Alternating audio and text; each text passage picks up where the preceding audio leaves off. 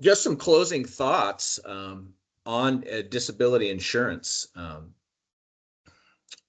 And this is kind of where I'll focus on the end here is establishing the need. The need is there. I mean, I went through all those bullet points that kind of outlined exactly how many people are in need of this product. So think about that as you're having your presentations. And it just comes with a little bit more conversation and a few more questions, getting to know your client a little bit better. And as you do that, you build the trust. They'll share with you. And you're not going to be able to sell a disability insurance policy with every presentation and every client you sit down with, but some of them may have things already taken care of when it comes to that. But do yourself the favor and always have the conversation, so at least you've checked that off the list. You'll never know what you'll uncover and what you'll find. And what's always been powerful for me in sales is being able to share a real life story. We all have a lot of experiences we've had and a lot of things that we've gone through, or a lot of people that we know that have gone through a lot of challenges in life or a lot of different things. And you can use those stories in your presentation to kind of highlight the importance of this particular product. So I'm always looking for that in my sales process to kind of mirror something that's happened to me in my life and interject it into the presentation. Another huge one from the sales perspective is, are we targeting the right prospects? That's always super important. Like the slides showed in the previous slides, that there's 80% of people out there that don't have a disability policy in place. So 8 out of 10 people are going to be the right prospects. Getting in front of them and having those conversations, I keep circling back to that, is what's key. And then cross-selling. I mean, listen, if you've already sold this particular client something and you're cross-selling over to disability, it's going to be a lot easier discussion for you all to have. Or perhaps the disability policy, you sell them as the first policy that you help them with. Then eventually down the line, you're going to be able to cross-sell other things back the other way. I've found that it's a lot easier to sell a client that I already have a relationship an additional policy than it is to help them with one when I've just recently met them. I mean, so cross-selling is a big part of my process when I'm out in the field, or I've been out in the field in the past. Cultivating centers of influence, we all know how powerful that can be. That you can get turned on to referrals to all different types of different people that you can have these conversations with, just by developing those centers of influence. Whether it's a club or a business group or a chamber of commerce, there's whether it's an attorney that or there's several different ways to cultivate those centers of influence. And that's something that I've always tried to keep in the front of my mind, is to work on doing that. And at the end of the day, it's just about having the conversation.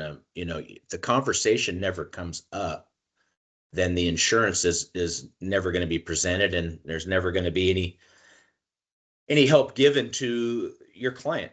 I mean, if we're not it's up to us as the agents to bring it up and to have that conversation. I mean, very rarely will you have one that brings it up on their own. Sometimes it'll happen. Sometimes they already have this type of thing on their mind already, and they approach you about it, but it's very seldom. I mean, it's something that we as agents need to work into the conversation.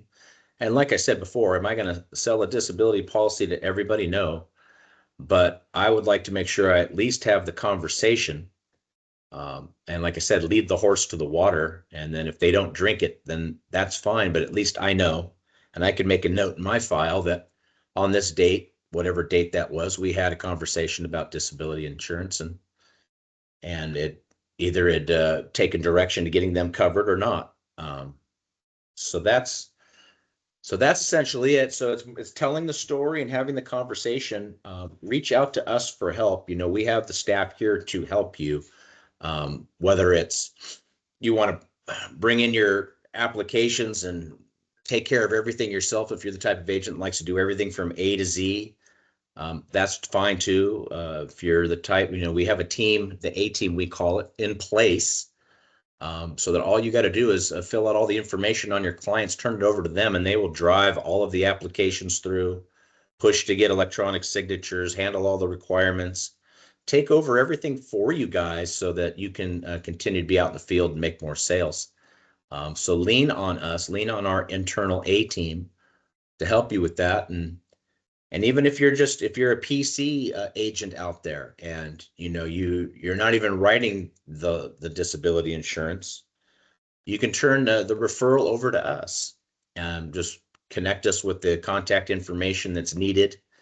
And our team will take over everything, find out, what they possibly might need, close everything for you, do everything from beginning to end. And then, that's just a 50-50 split between Penny and you, just on a referral basis. So no matter what sales situation you're in, we're here to help however you need us to.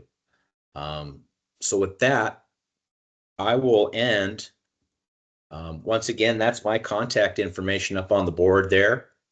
I'm the brokerage manager here at Penny's. Email is cstrano@pennyinsurance.com. And then phone number 800-823-4852 to reach me. The extension on here is incorrect. So if you're all listening, it's going to be 1005. And I will reach out with my contact information to everybody that's attended the call, or anybody that requests a recording, so that they can have the correct extension. But I did want to make note that that extension 3974 is not going to work. So once again, that's extension 1005 to get me. Okay, so it's been a pleasure to be on with all of you today. I'm grateful that you've taken the time to spend with us, especially during, we're just a few days ahead of Christmas and the end of the year. So with that being said, I'll turn it back over to Chris and see if there's any questions there. Sure. So we have a few questions that came in. Pardon the background noise. There's something going on outside, so I apologize for that. So the first question is, how does disability insurance increase revenue per household compared to life alone? Well, I don't know if it's going to increase household. I mean, what it's meant to do is it's meant to replace what's lost when you left. And that's why designing the right disability policy is important, because there's certain levels that you can do. It's all going to depend on the level of insurance money that you want to have come in, and the premiums are going to be based on that. So I wouldn't say disability is like creating income. It's just to replace what you're losing. That's how I would assess that comparison. Gotcha. If that makes sense. Yeah, makes perfect sense. And here's the next question. How often are agents able to cross-sell disability into existing life policies without a full restart of the sales process? Well, that all depends on the relationship you have with your client. Obviously, the better relationship you have, the easier it is. But like I said earlier in the presentation, I can tell you from experience that if you're cross-selling the disability off of a policy you've already wrote, whether it's life insurance, or you've written them an annuity or some type of retirement account, that cross-sell is going to be a heck of a lot easier, because they've already done business with you. You've already solved their original problems, and they have faith in you to solve this one. Will it be a little more difficult in the beginning if this is the very first thing you're presenting? Yeah, but that's why we're here to help, to make sure that you have the right solution to give them and to offer them, to hopefully get some transaction and some business going with them. And the next question is, what's the simplest way to introduce disability without extending the appointment or overwhelming the client? Well, that's a great question, actually. Sometimes not everything can get handled in one appointment. Oftentimes, especially with stuff like this, I like to usually do 2 appointments. And the first appointment, when I go on it, a lot of it's about fact finding, getting to know them, kind of building some trust and some rapport, and really focusing my first appointment on that, not trying to jam everything down them in one shot. Because it can be like drinking out of a fire hose if you're talking about too many things at one time. What I try to do is just try to go through a fact finder with them. Everybody has one that they sort of work off of.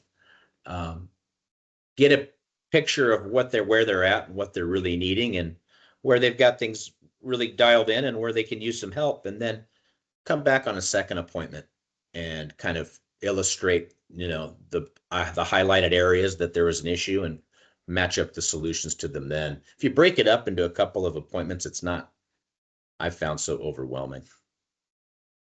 Gotcha. And the next question is, how many disability policies per month does it realistically take to add 6 figures in annual income? That's a great question. That's something that I would have to calculate offline. Whoever asked that question, it's a great one. And I'd love to sit down and have that conversation and kind of do the reverse engineering on that and the math. So please feel free to reach out to me and we can drill down on that a little further. And it looks like we have one more question. What's the best way to handle I already have something through work? Well, that's great, but you're not always going to be working. So I always just try to, depends on the age of the person that's asking me that. I start with that. If they're young and ask me that and they're employed, that's great. They could be covered through disability for quite a while if they stay with that employer.